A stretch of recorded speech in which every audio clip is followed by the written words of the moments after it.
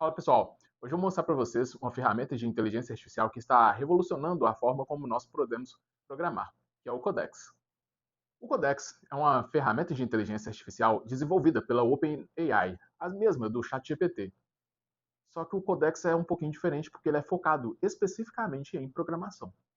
E nesse vídeo, claro que nós não vamos ficar somente na teoria, e eu vou mostrar para vocês como vocês podem utilizar o Codex junto do VS Code para corrigir determinados problemas que o código de vocês possam ter. Então, se vocês gostaram desse tipo de conteúdo, já deixa o seu like e bora para a nossa parte prática. Bom, pessoal, então eu estou aqui com a minha máquina aberta, tá? Para mostrar o VS Code para vocês, né? E o Codex, então acoplado ao VS Code, é, eu tenho aqui um projeto, tá? Que eu usei o YOLO, eu treinei o YOLO para a cultura do cacau, para identificar frutos de cacau, né? E eu coloquei alguns errinhos dentro desse projeto, tá? O primeiro erro que eu coloquei no nosso arquivo data, né, o YAML, eu não deixei aqui a, o path, né, o caminho da pasta de validação, tá? Eu apaguei aqui esse path. E além disso, eu coloquei alguns errinhos dentro do nosso código. Vamos ver então se o Codex vai conseguir identificar esses erros. Mas, começando então, para a gente entender como integrar o VS Code e o Codex ao VS Code, eu vou aqui então abrir o VS Code. Então está aqui, está aberto. Primeira coisa que nós precisamos fazer é instalar a extensão do Codex no VS Code. Então, para procurar essa extensão, nós apertamos Ctrl, Shift e X juntos. Então, apareceu aqui ó, as extensões, nós vamos procurar a extensão do Codex. Então, procurei aqui, extensão do Codex, só digitar que ele já começa a procurar, e apareceu aqui para a gente, ó, Codex OpenAI Coding Agents. Nós vamos instalar, então, o Codex, ele está instalando, a instalação relativamente rápida, tá? Vamos ficar aqui esperando a instalação ocorrer. Bom, a instalação foi finalizada. Aqui no canto superior esquerdo apareceu esse símbolozinho aqui, ó, tá no meu cursor do mouse, que é o Open Code Sidebar. Nós vamos clicar nesse símbolo, que o nosso objetivo agora é acessar a nossa conta do Codex, a nossa conta do ChatGPT, para poder acessar o Codex, para fazer o login no Codex. Então, nós vamos aqui então clicar nesse símbolozinho e apareceu aqui para a gente, ó, Codex, está falando para fazer o login aí usando o ChatGPT. Ou então usar uma API. No nosso caso, nós vamos usar o ChatGPT mesmo.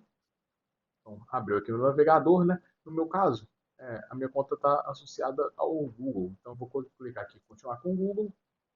Aqui está perguntando, né, se pode iniciar a sessão do Codex usando a minha conta do ChatGPT. Vou colocar aqui em continuar.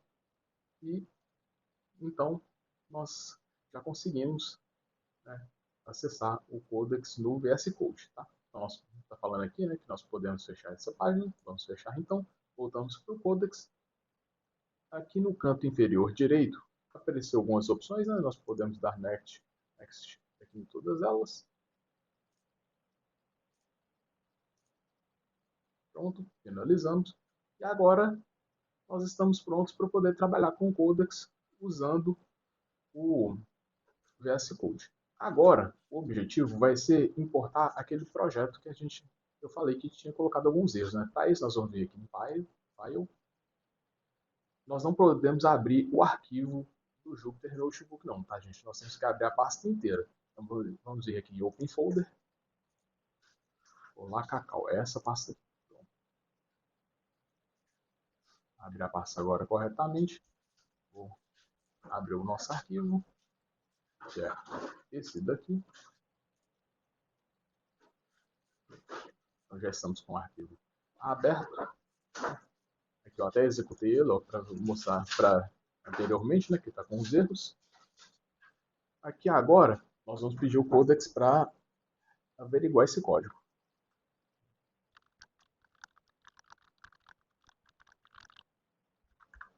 Bom, pedir com jeitinho, né? Fazendo favor. cordialidade é importante. Então, agora o Codex vai fazer a verificação e voltando a gente comenta.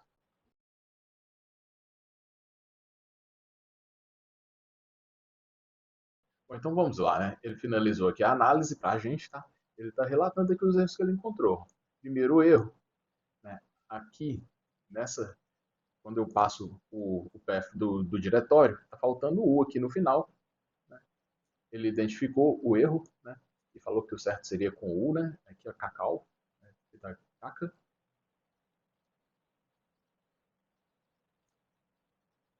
E aí, por causa disso, ele não achou o arquivo YAML, né? O arquivo data. Beleza.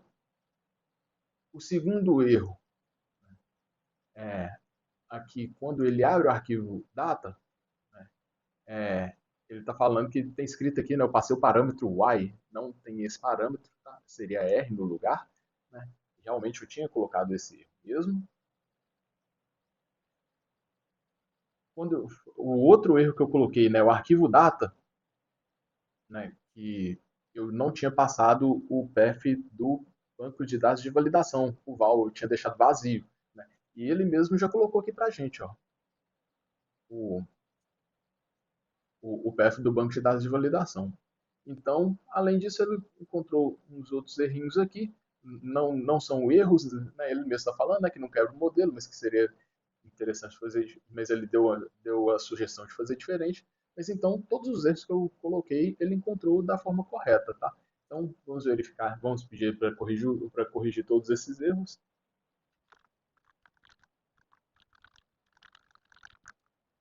Ele está aqui pensando. Olha só para vocês verem, né, como é que é interessante. Porque ele está acessando o arquivo com a extensão IPYNB, que é o nosso código, né, para corrigir um erro, e está acessando o arquivo que é a extensão YAML, o data, para corrigir o path lá do banco de dados de validação. Então ele está trabalhando em dois arquivos diferentes. Isso só é possível porque a gente mostrou quando a gente foi depois quando a gente foi importar, a gente não selecionou apenas o arquivo do nosso código, nós selecionamos toda a pasta do nosso projeto. Né? Isso mostra o quão poderosa é a ferramenta, né? Porque ela consegue verificar todo o contexto no qual o código foi criado, né? Não apenas a sintaxe do código em si. Então, ele ainda tá finalizando aí o pensamento dele, o pensamento aqui, né, com as correções. Quando voltar, a gente faz mais algumas considerações. Bom, olha só, esse erro aqui, né, no path no path do diretório do arquivo IPYANB, ele corrigiu aqui pra gente, né, colocou aqui o cacau. Esse erro aqui nesse parâmetro, né, que estava o y, ele já corrigiu também. Ele até está falando aqui que as correções funcionais já foram realizadas. Vamos verificar então se o arquivo, o data, o YAML já foi corrigido, tá? Então, vamos abrir aqui o arquivo data. Eu acredito que sim, por causa do horário aqui da modificação. Aqui, ó. Olha só para vocês verem. Então, agora ele colocou o endereço, né, do banco de dados, endereço da pasta, né, de validação corretamente. Tá? Extremamente interessante. Ele ainda está pensando que ele está fazendo algumas correções, limpando os outputs, né, e outras questões, né, mas os erros eles já foram todos corrigidos, tá? Bom, pessoal, então eu vou dar o stop aqui, né? Dei o stop, porque ele já terminou de fazer todas as correções, né? Então agora, se a gente quiser, a gente consegue executar esse código de forma perfeita. Então instala, importar aqui as bibliotecas, os diretórios. Então, aqui ele está fazendo o treinamento, né? Tudo certinho. Bom, se ele conseguiu chegar aqui até o treinamento, porque todos os erros que eu tinha colocado é, interferiam no treinamento em si, tá? Então, se já está fazendo o treinamento, então é que ele conseguiu fazer todas as correções da forma correta. Então, eu vou encerrar essa parte por aqui e nós vamos para as nossas considerações e falar mais sobre as características desse modelo. Bom, agora eu quero saber de você. Conseguiu acompanhar todos os passos da nossa prática aqui, utilizando o Codex junto do VS Code para resolver os problemas nos códigos de vocês? Houve alguma dificuldade específica? Coloca nos comentários, vai ser um prazer imenso ajudá-los.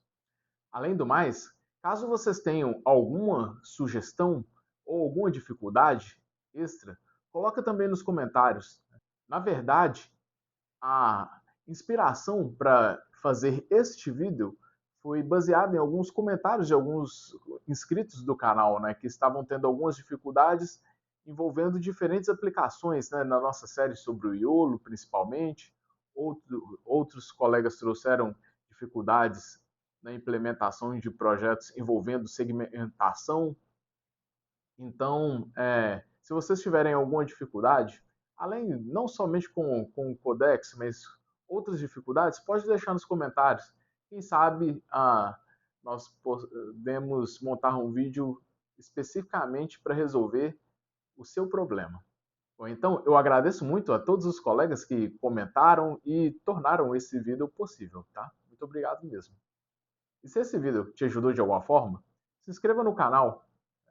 Podem ter certeza que vem muito mais conteúdos dessa natureza para auxiliar na vida de vocês. Então, até a próxima.